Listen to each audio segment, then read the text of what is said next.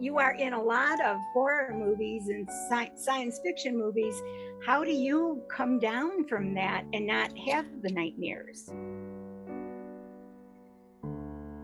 I mean, that's an interesting question. I think that the ironic thing is, even with my dad's desire to make sure I didn't have a lot of nightmares, I still had a lot of nightmares growing up.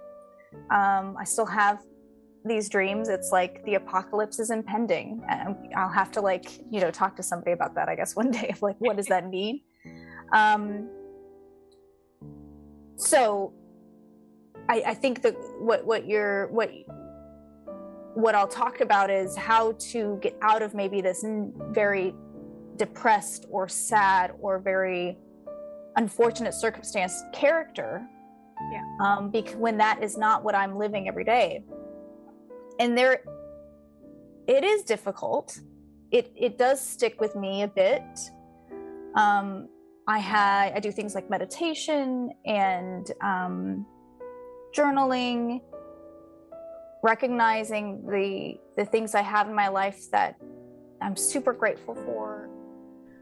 I want to welcome you to another episode of Media from the Heart. My name is Ruth Hill and I'm your host. And today I have a very sweet and special person on my podcast. I've known her for a while, but this was actually our first meeting. And I'm so excited to bring it to you. Her name is Rachel Amanda Bryant. She is an actress, but that is an understatement because she is so much more than just an actress. She's so much more than a horror actress. She's so much more than just an independent filmmaker. And I look forward to the day. Well, I don't want to give anything away. I want you to sit back and see who this woman is. Find out more about her. She gives some great advice, some tips, and she has a lot of information about who she is as a person and as a creative artist. So sit back and relax as I present to you my dear friend, Rachel. I want to welcome you to another episode of Media from the Heart. My name is Ruth Hill and I am your host. And today I have the amazing, unbelievable Rachel Amanda Bryant. She is Hi! gorgeous. She is gorgeous, talented. Oh, you're so sweet. And I am so happy to have you here. It is such a joy. I always love getting to interview anybody. I just love having conversations. And you and I have known each other for a little while. I know. But it's crazy how long we've been communicating, but the first time that you and I have had a face-to-face. Exactly. And so the next time I'm in LA, we're gonna have to do a meeting. Yes, please. Yeah, for sure. I have to take you to coffee and we'll have a great time. That would be great. We're gonna have to do that. But I'm so grateful that Zoom now gives us all these different options to be able to meet people virtually. And thank you for being here. Yes, of course. Thank you. I want to give a brief introduction to Rachel here. She has an amazing website. You can find out just about anything you want to about her. And it's all just amazing stuff. What I love is when we start is your bio, you say you're here to tell stories about amazingly capable and flawed women. I think that's a fantastic line there. And so for those of you who are not familiar with Rachel, she's been in Lifetime's In Bed with the Killer. There's also an indie horror called Death Day. And we might touch on those. We'll see how that goes. And she's got something out on Netflix called Yes Day. And she's producing, she stars in these things, she has all these things, but she was born in Colorado, so she's a Broncos fan. I am Broncos. Woohoo! And she loves football and she plays fantasy every year. So and you can see my trophy right here. Oh my goodness. Oh wow. Oh wow, I'm glad you pointed that out. And she says she loves the Bay Area because you now live in in LA, in that area. And she says it's beautiful and has the best food. I love that you said that, because not everybody has that idea about Los Angeles. A lot of people, sometimes LA gets a bad rap. Yeah, there's a lot of transplants in LA, but once you're like, hey, I'm going to be here, let's enjoy the ride, then you find beautiful things. Exactly. So she went to Chapman University for college, got a BFA in theater performance, along with a BA in French and a minor in English, which means like she's like this. It wasn't enough to get just one degree. I'm an overachiever, I think is what it is. I love that. And she loves cats. Very important there. When I say I love cats, it's like I will sometimes cry about how cute cats are. They fill my heart. I am the crazy cat lady. I want to have cats just like on top of me at all times. So there's some context for that. Okay.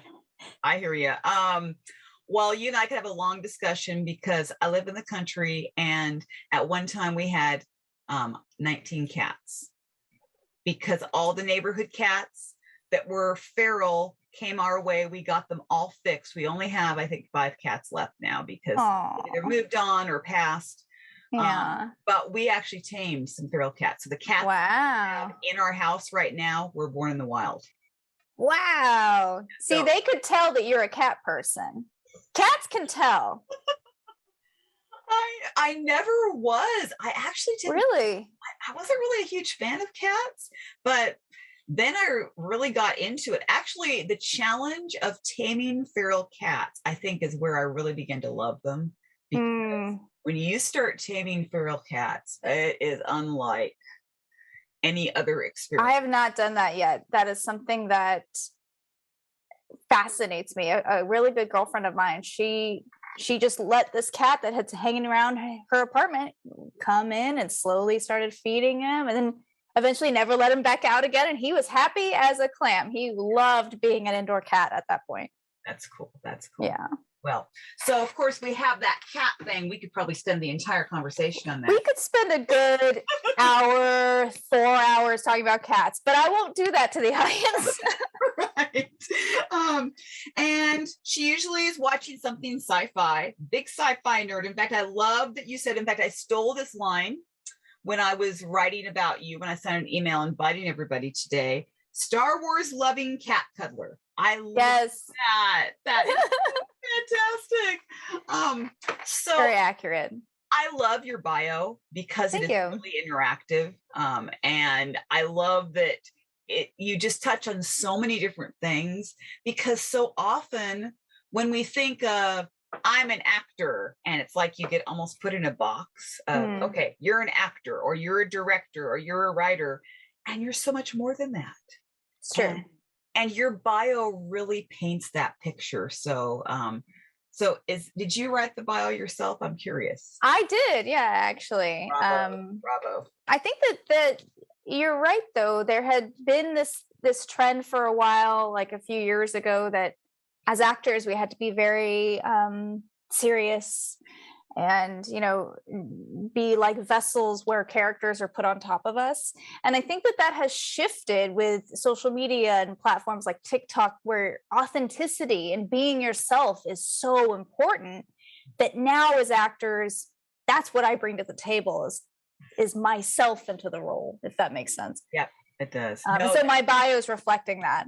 That's awesome.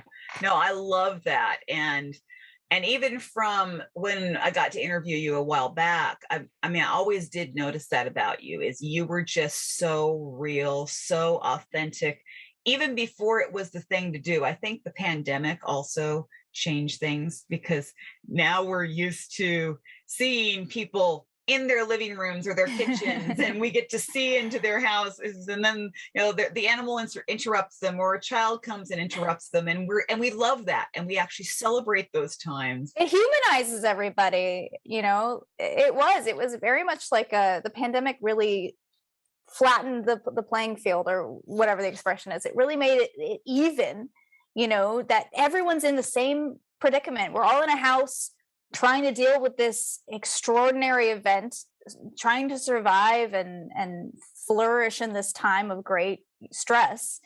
and your kid is going to open the door and come in and ask something super inappropriate while the boss is like, how hilarious. It's a comedy of errors, really, is what it is. Absolutely. Oh yeah.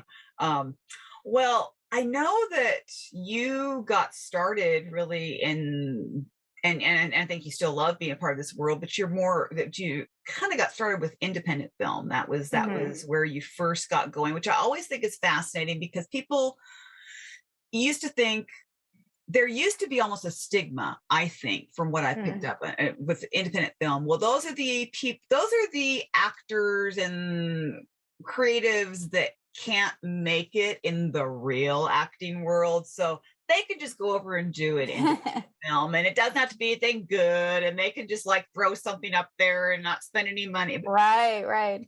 But that is so untrue, especially as we've seen independent films making their way into the big name cinemas now. I mean, even the last Academy Award went to a movie that was, I think, originally was pretty independent. Coda. Yeah, Coda was essentially an independent movie that got bought for distribution by Apple. Yeah. What an incredible story for that group of storytellers, right? Like, who would have thought that they would be standing on that stage, whenever that was, a week and a half ago, accepting this award when they started. And that's, I think, what's so cool about filmmaking is you don't know where the journey is going to take you. There's multiple thousands of ways, but what's cool is you might meet a bunch of people, or you might end up in this other place, you might end up on a big stage or a smaller stage. It's so unexpected and fulfilling. True. Yeah. Now, I know that when I interviewed you before, we talked a little bit about your background, but just because I have this feeling that a lot of my viewers are probably not going to go back and read that interview just because they're listening right Understandable, yeah. Right, exactly. So if you could quickly, you don't have to spend a lot of time, if you could quickly give us a little background on how you got into acting. Yeah, totally. I was in high school and I saw this advertisement for the community theater for Anne of Green Gables. And I thought, well, maybe I'll try this out. And I booked the role of her best friend, Diana. And I was on stage, it was like a 3-4 week run on stage, Friday, Saturday, Sunday. And I said, this is it. This is what I want to do. It was so cool to create a family with these kids, to all be coming together to create the same outcome. We were all on the same page, working towards the same outcome. That's when I had that bug. Went to college, got a BFA, moved to Los Angeles, started out in independent film. And I still do a fair amount of independent stuff now because it is so much more well respected, I think. And now I've seen the shift in my career since my Lifetime movie, where I'm now auditioning for bigger budget television shows. And it's just me and my manager are like, that big break is coming. We're excited for when it happens. It feels like I'm on the precipice of something bigger than I even really fully understand, I think. But that's what's so tantalizing about a career like this, is because you never know what's around the next corner. Oh yeah, definitely. Yeah. Well, I mean, congratulations on getting that Lifetime role, because I know that Thank you. That's just that's of course, I mean, there's beauty to independent film, and you have a lot more freedom, and all those different things, I realize. But let's face it, you also want to be able to have really make a good living doing what, I mean, Yeah. Yeah. And so when you do something like that for Lifetime or Netflix or whatever the case might be, then you have a little more steady income, because I know independent film, you don't always know if and when you're going to get paid for doing that, or if it'll ever come out. Yeah, exactly. And that's what's so cool about the Coda story is, some of the actors might have had some back end points, or might have had some pay that would happen if it got distribution, or if like these other things happen down the line. So they probably worked for, pennies to their normal rates. They're just there because they're passionate about the project. Now that it's an Oscar winning film, they probably made a bigger payday, and now the doors have been opened for bigger, better, more interesting projects. Exactly. Yeah. That makes my heart so happy for them.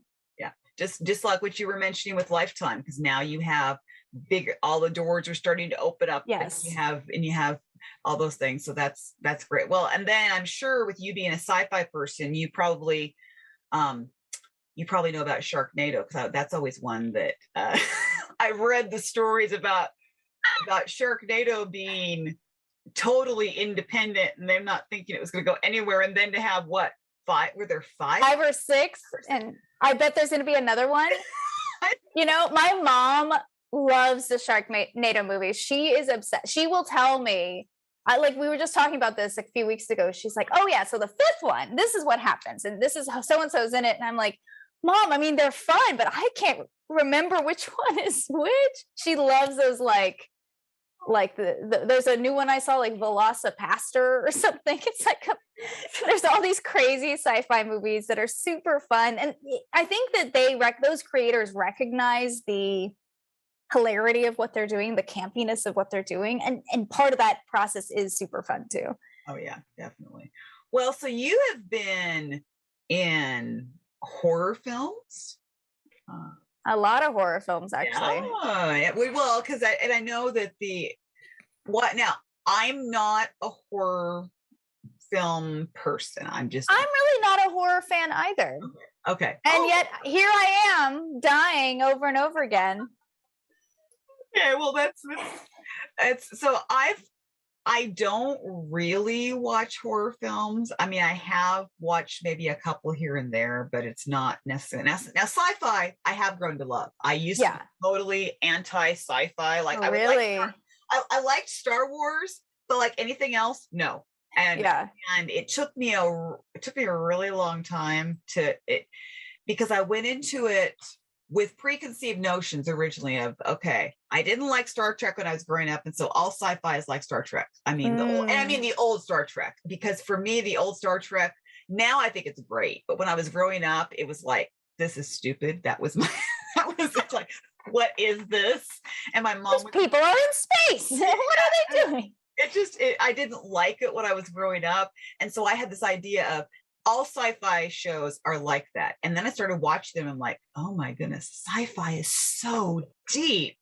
And it's very diverse in what stories can be told in the sci-fi genre.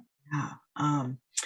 But that's interesting. So you're not a horror fan, but you've been in these horror films. I've become more of a horror fan as I've gotten into more of the world. Yeah.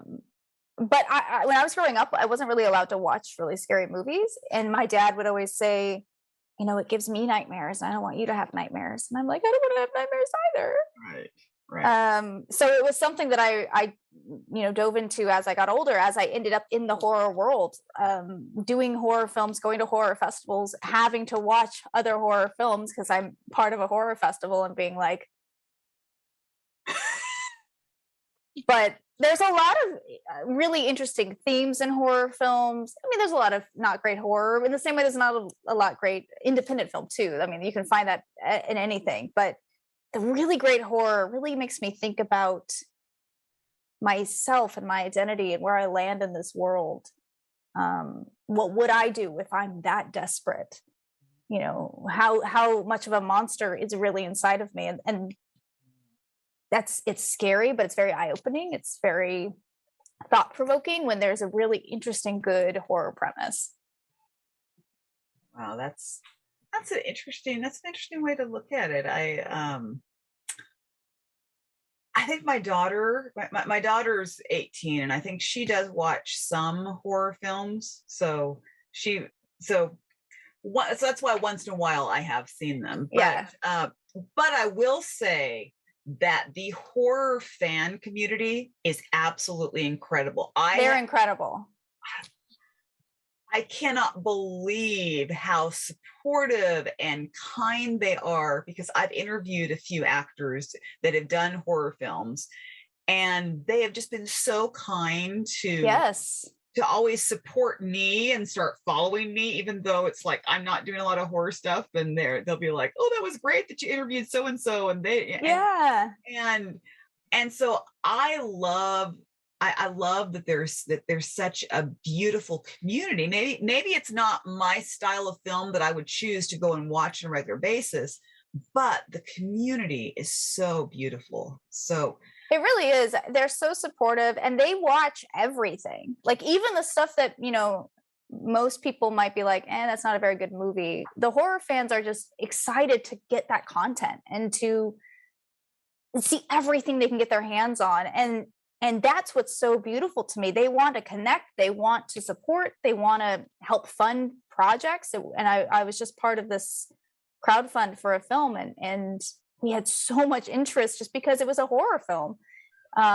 They are really a great group of people that want to see horror being made. That's pretty cool. It's too bad we can't harness that kindness and support and just have everything. Like, it probably wouldn't be the thing to do, but man, it would be so great to get out and say, let's let everybody follow the example of the horror fans. Yeah. Let's all be like them. And probably a lot of people would think, what on earth are you talking about? You know what? It just starts with one person, and you're making it happen, Ruth. You're making it happen. Well, for me, even if I don't watch everything that somebody is a part, does, because I interview a lot of different people, and sometimes there are shows or films that I don't watch of theirs, but I can even recognize then that, okay, but they are good at what they're doing. They're telling a story. They're supportive and kind and so involved, often, very involved in community projects, and so they're and their lives are so full and rich, and they want to share it with me. Then of course I'm going to support them. I have no. Yeah. I mean, that's kind of how you and I connected. I was not even that familiar with your work at that point, but I knew that you had something special. And of course, now that I'm getting a chance to see you virtually, well, of course you have something special. I see it. It shines through the screen. I can see it exactly. So, well, you just are the sweetest. Thanks. So why don't we at least talk about some of your current upcoming projects that you might want to promote? Yes. Well, there's a few things. So that horror film I mentioned that had a great crowdfunding campaign, it's called Craving. Okay. We're shooting that in the second half of May here in Los Angeles. And it's an ensemble film. A lot of it happens in one location. And it really dives into the themes of addiction. Ooh. And how what I touched on before, but the monsters that are inside all of us and how we deal with that. I'm super excited for that. We have some horror names attached, like Felissa Rose and Bill Oberst Jr., Glenn Plummer. Okay. So we have some good people that are attached already, which is I'm excited to. It'll probably create a lot of fervor once it's shot and ready to go. Oh yeah. Yeah. I recognize some of those names. So yes, you've got a good group there for sure. Good group. So that's shooting it next month. I'm super excited. Wow, that's cool. For those who might not know, what is crowdfunding? Yeah, so it's this idea of you put out like a website or a video on YouTube or something, and you say, hey, I want to make this movie. Here's the concept of it. And if you want to be a part of the creation of it, donate some money to the project. And if, let's say, you got 100 people all donating $100, you would have money now to shoot that project. They ended up raising $55,000 through this crowdfund, and it was through Indiegogo. So Indiegogo is like a website that actually is all about crowdfunding, and it's not just for films too. Indiegogo might have or like Kickstarter will have like, I want to make a wallet that's made of, I don't know, duct tape. And, would someone help me with the creation of this so that I can sell it? And then people can donate money to the creation of that product. So it's about like a community coming together in a way to create a project with their funds and with support and stuff like that. So yeah, it's pretty cool that they raised so much money for this indie feature. It is. No. Well, thanks for explaining that, because I was just thinking, I know what you're talking about, but I had this feeling like some people might not. So that's true. That's true. So, and I forget that like certain things are so part of like the acting community. I'm like, oh yeah, it makes sense. Maybe no one has heard of what a crowdfunder is. Exactly. No. Yeah. All right. So you've got that coming up. And any other projects you want to mention? I am. So I wrote a vampire movie that I shot last year. It's a short. Mm-hmm. So that's almost done, and that's going to be on the festival circuit coming up in the fall. And I acted in that as well. And then I'm doing a play. Wow. So it's been many years, pandemic, but the last time I was on stage was 2018, July of 2018. So it'll have been 4 years later. I'm going to be back on stage. It's a play called By the Way, Meet Vera Stark. It's about a white actress in the 30s and her Black maid, and how the maid is actually wanting to be an actress as well. And it shows the inequity of these two women both pursuing their dreams. Vera Stark is the name of my maid / best friend, and it's her journey as she tries to get some opportunity as an actor in Hollywood. Oh, that's cool. I love the fact that live theater is really starting to come back. It is. And as we're lifting the restrictions more and more, and yes. And so it's got to be, because I know I've been watching over the past couple of years, I've been watching very closely how the pandemic's affected my acting friends, and directing, producing, all in the film and TV industry, and it's just like, I know it was so hard to watch. I mean, sometimes I would just look at my life and think, well, at least I can go on and do things, but you guys were just kind of sitting there. Well, thankfully, most were not sitting there just twiddling their thumbs. That's true. That's true. But it would have been okay if that's what happened, because like we were all going through this very traumatic event together, Right. But it was tough. It's tough when you can't get on set, you can't get on stage. What do you do?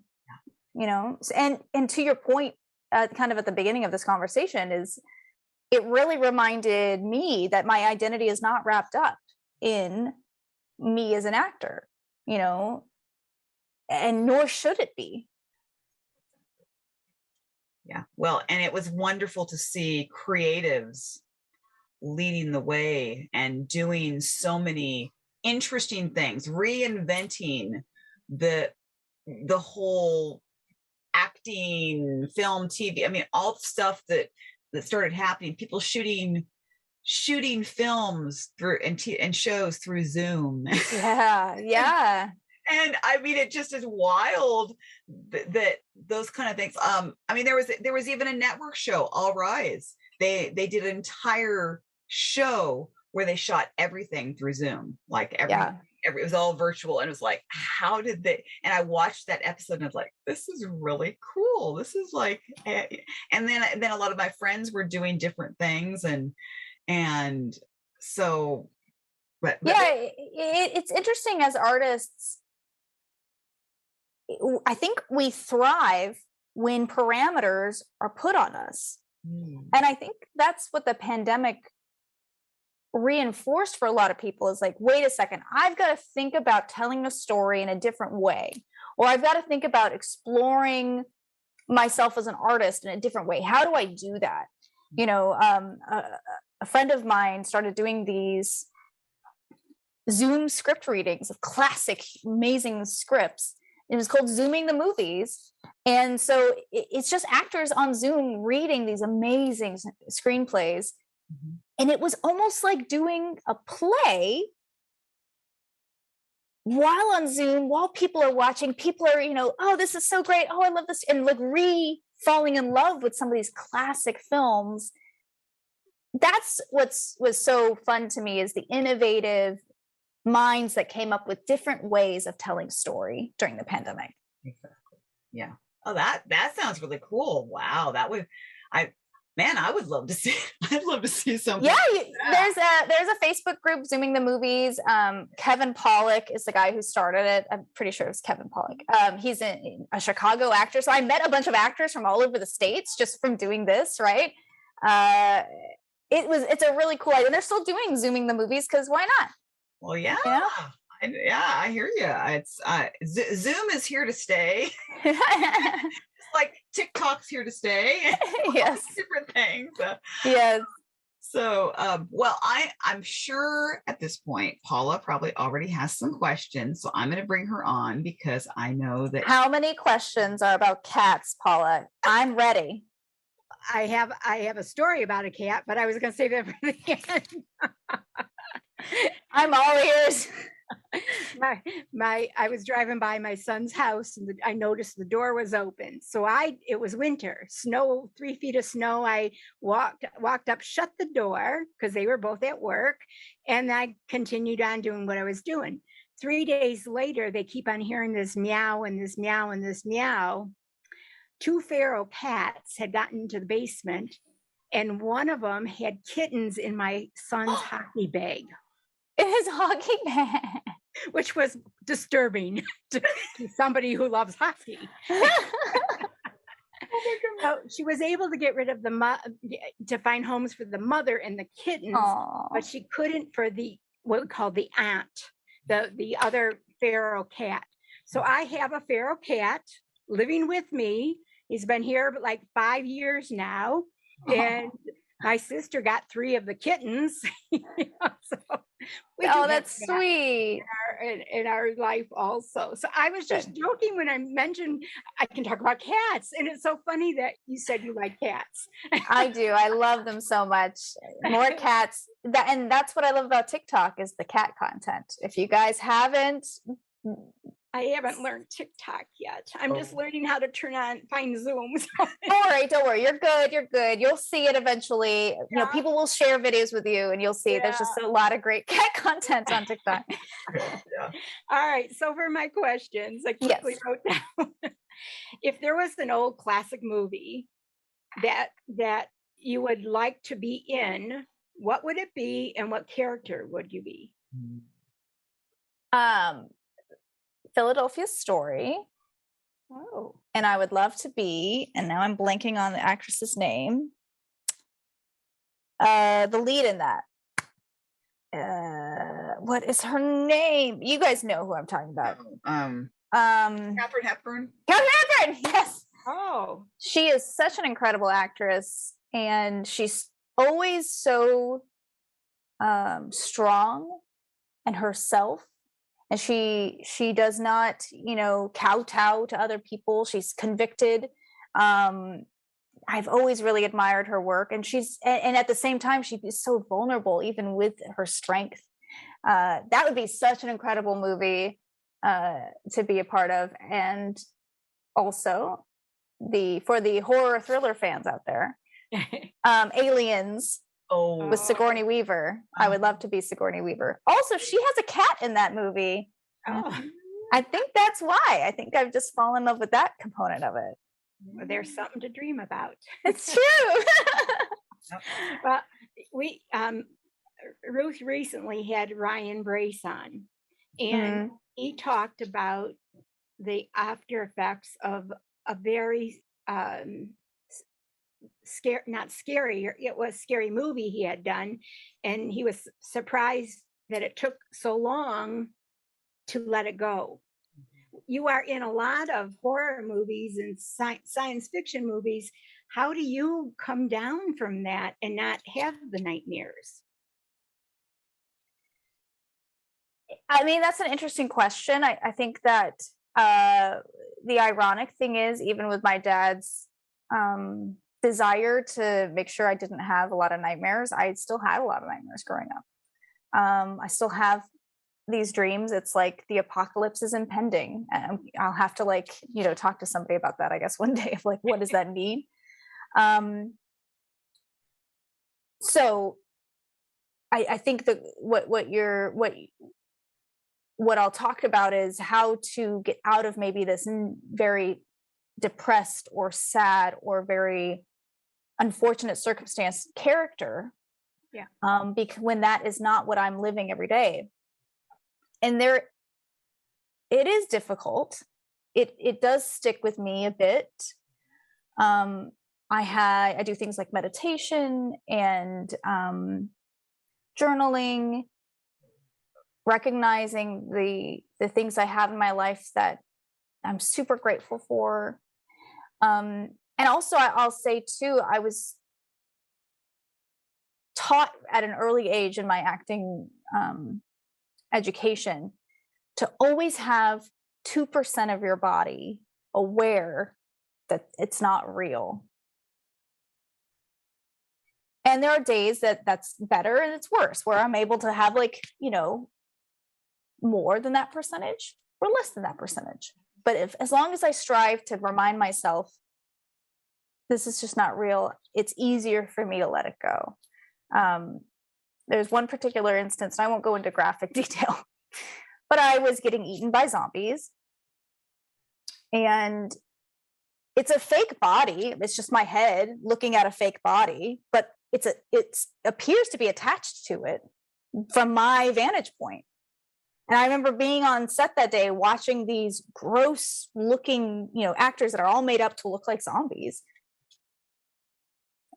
And I had this moment of, oh, what am I doing? This is scary. This is terrifying. That adrenaline started going like, am I going to survive this? And then thankfully that 2% of my brain is like, wait a second, remember you're on set right now. This is not real. These are actors. And then of course, thankfully someone yells cut. And then I see the facade fall, right? I see the wizard behind the curtain, so to speak. And that helps remind me, oh yeah, this is not real. A good buddy also helps too, if you have someone you can turn to. Yeah. My partner, my boyfriend he's very logical. I'm very and he's very, steady. And he always helps keep me very grounded if there are times when I'm feeling like I might just fly away, It's really kind of interesting to hear that. Now we've heard it twice because there's so many movies out there and you just wonder how they can quickly do it and just walk away, and he also mentioned about he journals. So it is a good help, to do that. Yeah, I think it's a reinforcement of what is real. Yeah. Yeah. So now you've made science fiction, you made the horror movies. I'm going to give you 4: a comedy, a musical, Western, or a rom-com. What do you choose? Okay. I'm not a very good singer, so I'm going to let go musical. Okay. I want to be in a rom-com so bad. I want to have Meg Ryan's career from the 90s. It was in such cute movies. Sandra Bullock also. I've been leaning into comedy more recently, which I enjoy because it isn't as heavy as some of these other things I've been doing. And I am excited to see a rom-com come to me. I can feel like it's like, okay, this is supposed to happen soon. Good. Yeah. And only if there's cats in it, though. Oh, okay. All right. Yeah. Some kind of cat love triangle. I don't know. Anyway, okay. We're spitballing ideas. We'll come up with a script after this. Yeah, they already did 9 lives, so you have to come up with another one. Yeah. So actor, writer, director, producer. Which would you choose? Well, I've done everything. Okay. I've done acting, obviously. I've been writing recently. I wrote this vampire script and I produced several things. Oh. What I haven't done is direct film yet. I have directed stage. So my next big challenge, I think, is directing film. Nice. And what is interesting about being a director on film is not just like getting the performances and making sure the story is there, but also the usage of the visuals. How is the shot framed? What's in the shot? How do we get to the shot? Like the camera movements into these scenes also all tell the story. So that's where I find, that's a bit more of a challenge. Yeah. I'm not from your world and I don't quite understand everything. That's why I ask different questions about directors and actors and that. How did you find, or how do you have a good agent? What are their parts to making your career move forward? So I have a manager and an agent. Okay. Both of them help me find work, like through auditions. Both of them represent me in, contract negotiation. My manager more takes over like the whole career, meaning like make sure I'm at the right place at the right time, make sure that if we need certain things in place, those things are taken care of. And the agent is a little bit more on the side of like handling the business and the money and that kind of thing. Yeah. And they find auditions for me through various sites in here that are here in the industry, websites and phone calls, that kind of thing.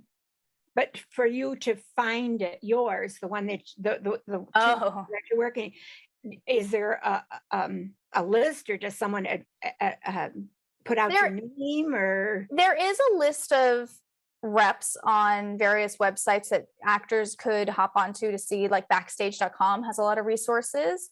I found mine. So there's a casting website where I have a profile, and I had indicated through like one of the boxes that I was looking for representation. This was 7 years ago now, I guess. And my manager found me and was like, let's have a meeting. I would love to talk to you. And then she helped me get my agent.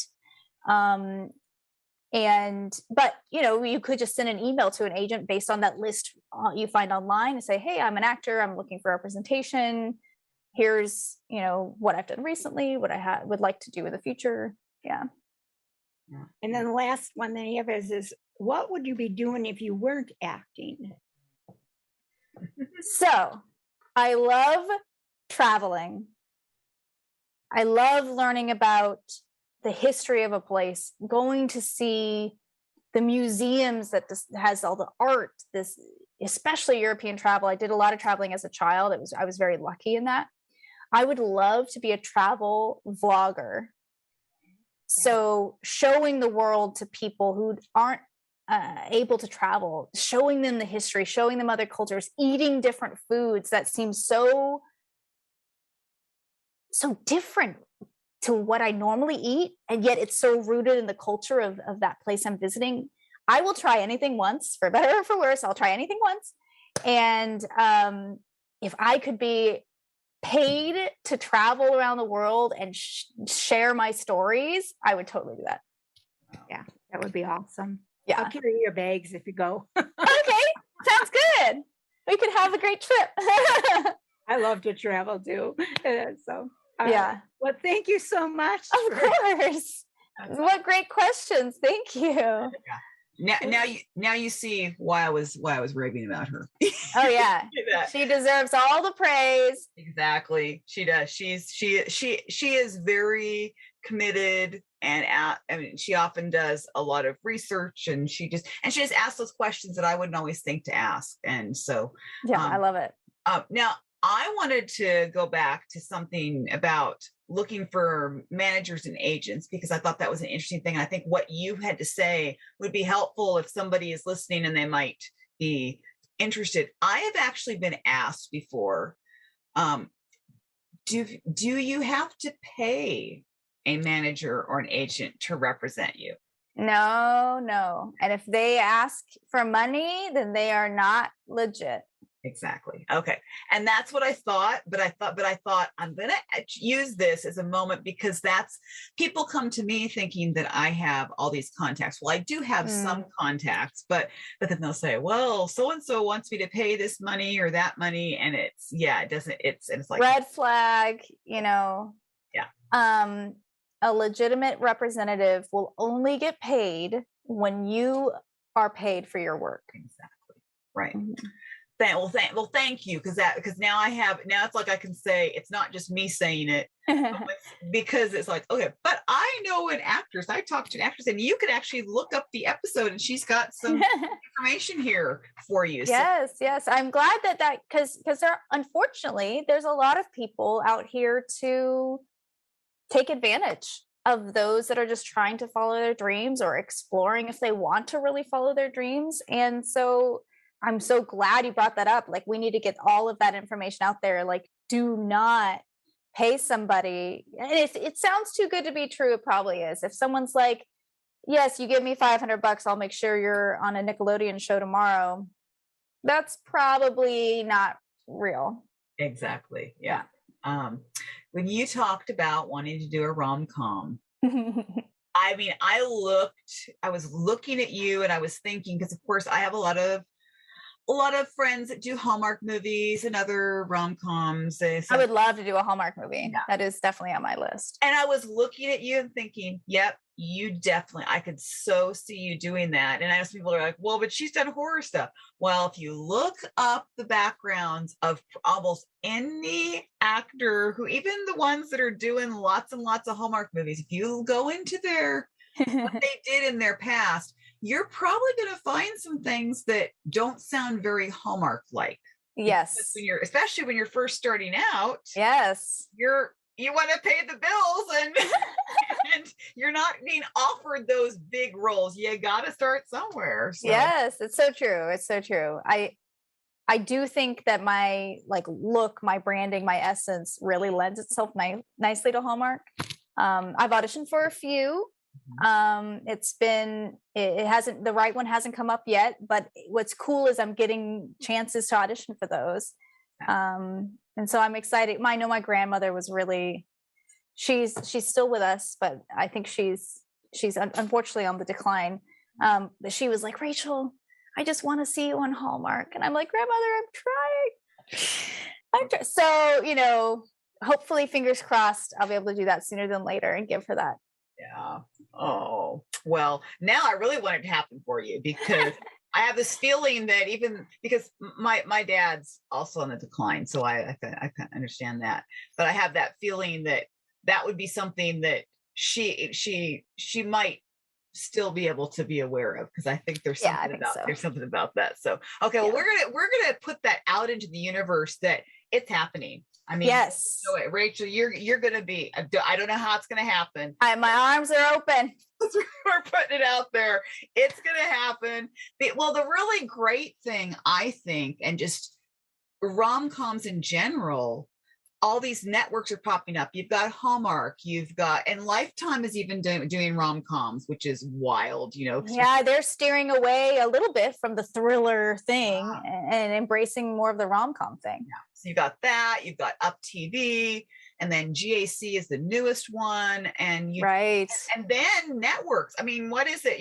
Now networks are jumping in and doing Christmas movies and Christmas rom-coms. So the options are out there. So it's going to happen. Yeah. Yes. It's happening. I'm excited for it to happen. And I'm going to make sure that, and then I could just say, I said it, we said it. Put it out. I will attribute this in part to you, Ruth, for sure. And okay. Paula, as a witness. Yes. Absolutely. Absolutely. We were there for you. Well, man, I'm thinking the whole travel vlogging thing you're mentioning, you could just add that to, why not? Why not? There's a lot of actors out there that do blogs on the side, vlogging, and, so, hey, we've put that out there too. So, hey, you could be. Yeah. I was actually thinking about that because, so my brother and I started a podcast like a year ago. And so context of this, he's much older than I am, so we don't know each other that well. So we're using this podcast as a way of getting to know each other better. Okay. And one of the questions he asked was that question: if you weren't an actor, what would you do? And I asked him, if you weren't a tech guru, he's a computer engineer. I was like, if you weren't doing computer engineering, what would you do? But I told him, I was like, I want to be a travel vlogger. And then ever since that conversation, which happened like maybe 2 or 3 months ago, I've been like, wonder if I could figure out if I just start small with like the LA area, show off some fun places to eat and explore and make like a different Instagram or something for it. So it's on my mind. It's definitely there. I think you should go for it. I just could see that. I could see that opening some more doors, whether you end up doing it through a YouTube channel or Instagram or TikTok or whatever you happen to do. It's so many of my actor friends are not just actors, and not that acting. I realize, and I just say that they're so much more than that. They're acting, and I mean, good grief, my boss is an actor, but that's like one of 19 things he's doing. So it's like, so I think it'd be great. I'm maybe this was the little push I needed. Well, Rachel, I'm going to follow up I'm going to find out. Okay.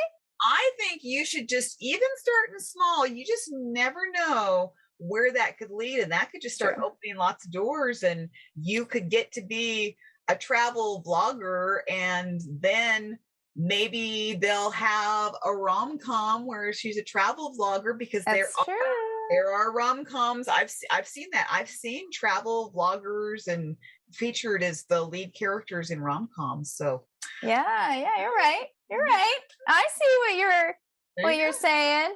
Yep. I think you should do it. I mean, you have, and I know I've complimented you a lot, but quite seriously speaking, you have this really great persona online that just, when you're being just you, I mean, you're vivacious and fun, and you've got a great voice as far as talking, and it's pleasant to listen to, fun to listen to. So you're so kind. Thank you. I hear that. I receive that. Thank you so much. Well, you're welcome, and I'm very sincere on that. I can see this being a thing. So I'm going to follow up with you. Okay, I like this accountability here. That's right. Yes, it's kind of like when I started this podcast.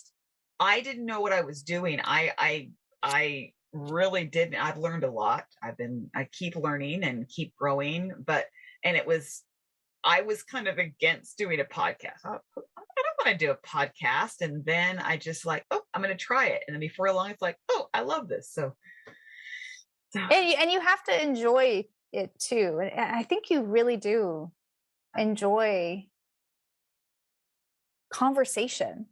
And that's what I so appreciate about you is you are excited to get to know people regardless of their background, what they do, where they're going, because that's humanity, right? That's life, right?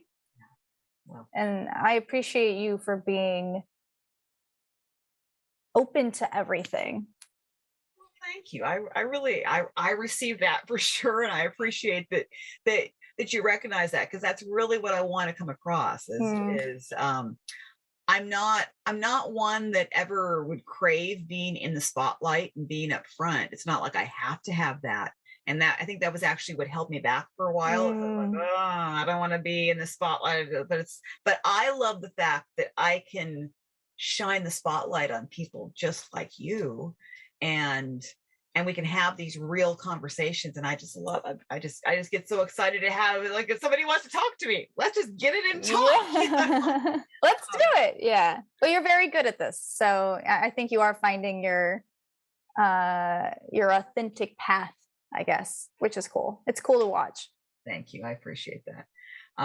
So we know you love cats, you love sci-fi. I think we've established that I love cats, but I want to make sure everyone is aware of it. Okay. I want to make sure. There we go.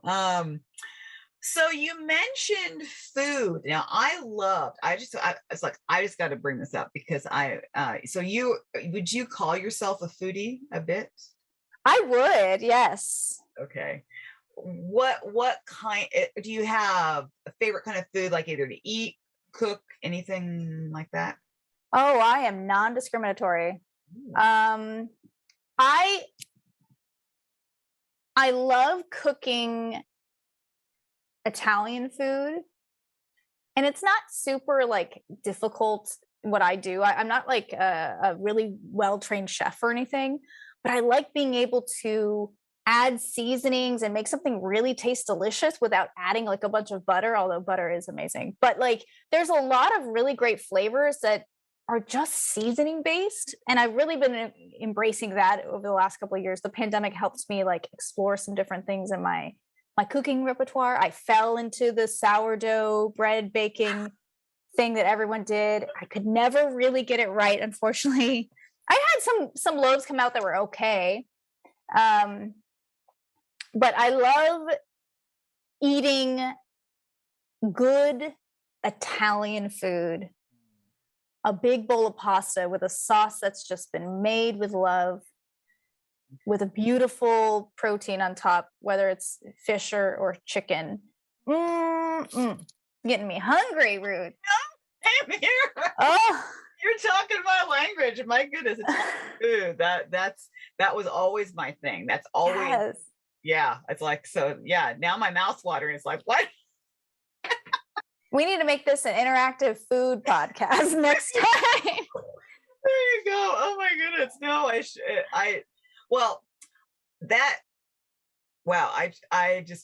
know now it's like I can't get my mind off food. I know. I'm like, what else do I like to cook? I mean, I try to like cook relatively healthy food. Salmon once a week with broccoli. My dad, he said, you have to eat something green with every meal. If you don't eat something green with every meal, then, you're going to be unhealthy and sad. And I've really taken that mantra and I've made sure my boyfriend hears it too. I'm like, I'm making salad with our salmon tonight. We're getting broccoli tonight. We're getting spinach. Yeah. So, yeah. Well, okay. So then what about dessert? Are you into desserts at all? So I am a salt person. I'm not a sweets person. So like, I like dessert, but what it is I would eat one bite of something and I'd be done. Mm-hmm. It's too sweet for me. I don't know what that means. Like if I drank a lot of Diet Coke, like 10 years ago, and maybe it like messed with my taste buds, but I crave chips and cheese and a salty like Brussels sprouts. That's what gets my motor running. And then I'll have one bite of like a chocolate cake and then I'm satisfied. Okay. Yeah. But you give me a cheese board any day. Some salami. Yeah. Are you a big sweets person? No, I'm not a big sweets really? person. No. I like them. But I actually, carbs were always my downfall. That was always my thing. It was, I could just eat. I could eat a whole. You talk about pasta. I mean, pasta. I could just keep eating pasta if I wasn't thinking about it. Or bread, like really bread. Oh yes, bread. Yes. Yeah. Bread is so good. So so I better ask you, because you definitely look healthy. So we know that you must eat a somewhat healthy diet. So, but also you're probably have some kind of workout regimen that you follow. I wouldn't be surprised. I do. There's weeks I'm better at it and weeks I'm not as good at it. That has been the thing that's the hardest for me to maintain is a workout schedule. But what I do regularly do is I hike at least once a week with my best friend, Grace. We hiked this morning and I try to do yoga at least once a week.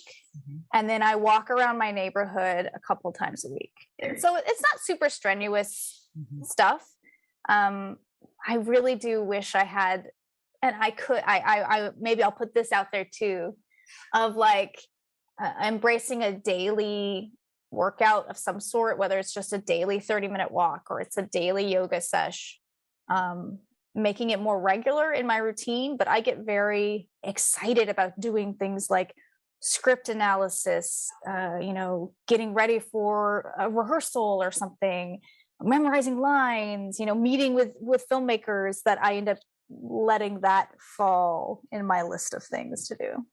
No, I get it. But when you said hiking and walking, I'm just like, yoga, hey, you're that's definitely doing something. I mean, at least you have that going, even if you know, I mean, hey, and I don't really get much of a chance to hike where I am, but I know, I know when I get the chance to hike, it's always just it's such an experience to be out. Yeah. Yeah, you should do it more often if you enjoy it.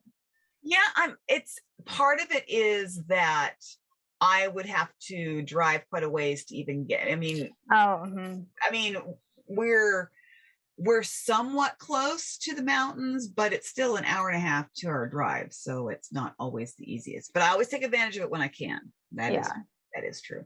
That's good. All right. Well, to wrap things up, and you have just been delighted. I just love this. Our conversation's been all over the place, and this has been so much fun. And I've loved it. And of course, Paula's been a huge part of that. Yes. So thank you, Paula. Paula. There you go. So, is there some quote or something that you saying or something that you kind of live by that you might, or maybe it's a life motto or quote? There's a quote, and it's going to be so silly because it's Star Wars. No, go for it. I want to hear it. Perfect. But I strive to live this way, and the beauty of life is that we're not perfect, right? That we have the opportunity of a new day to try again. So, do or do not, there is no try. Yoda's quote. I also really enjoy the greatest teacher failure is. Those two things will stick in my brain because sometimes it's hard to be like, you know what, I should just put myself out there without knowing the outcome. I could fail miserably. I could not, succeed the way I want to, or I would like to. But the only way I grow in this experience of life is to do it, to just do it. Exactly. No, that's and those are not funny quotes, because actually when you said Star Wars, that was a quote I was expecting.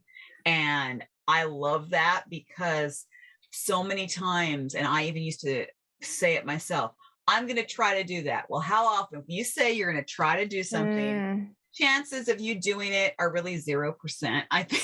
I mean, really, because you're letting yourself off the hook. Like, okay, I'm going to try to do that. No, I'm going to do that. I'm going to do that. I'm not letting myself off the hook. I'm going to do that. And I know there are times when maybe you fail at it, like you're talking about, but yeah, failure is a great teacher. I could not agree more. I used to be a perfectionist and believe that everything had to be perfect.